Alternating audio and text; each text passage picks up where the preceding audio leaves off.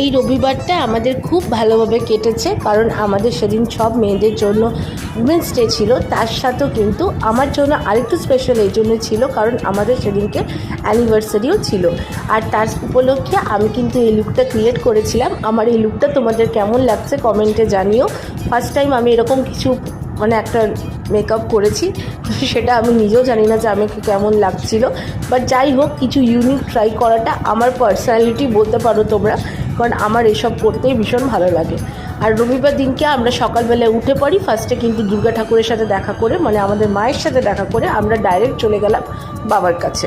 তো ভোলে বাবার কাছে যাওয়াটা কিন্তু আমাদের একটা পুরোপুরি প্ল্যানই ছিল, বাট মায়ের কাছে যাওয়াটা আমার একটা ইচ্ছে ছিল, কারণ আমি মা আর বাবা দুজনের সাথেই আমাদের অ্যানিভার্সারি আর উমেন্স ডেটা মিলেই সেলিব্রেট করতে চেয়েছিলাম। তো মুর্ডেশ্বর আমরা গেছিলাম, আমাদের বাড়ি থেকে মুর্ডেশ্বর অ্যারাউন্ড 105 কিলোমিটার্স মতো ডিস্টেন্স। আর জায়গাটা তোমরা যারা গেছো তাদেরকে তো কিছু বলারই নেই, আর যারা তোমরা যাওনি আমি তোমাদেরকে বলবো একবার ডেফিনেটলি যেও, খুব ভালো লাগবে। আর রবিবার তাছাড়া তো আমাদের সবার জন্য, প্রত্যেকটা ইন্ডিয়ানসের জন্য দারুণ একটা স্পেশাল মোমেন্ট, যেটা আমরা কিন্তু সব সময়তে ওয়েট করে থাকি। So congratulations to everyone. আমার ভিডিও যারা দেখছো, আমরা কিন্তু সেদিনকে খুব লাকি ফিল করেছি। আর তারপরে তার সাথেও কিন্তু আমি এই উইমেন্স ডেতে 8 মার্চে অনেক কিছু গিফট পেয়েছি বলতে পারো।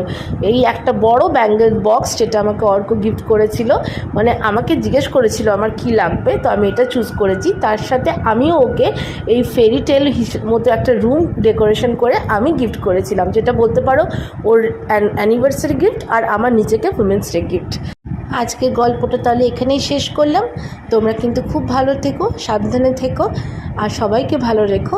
আর আমার এই লুকটা কেমন লেগেছে সেটা কিন্তু কমেন্টে প্লিজ জানিও।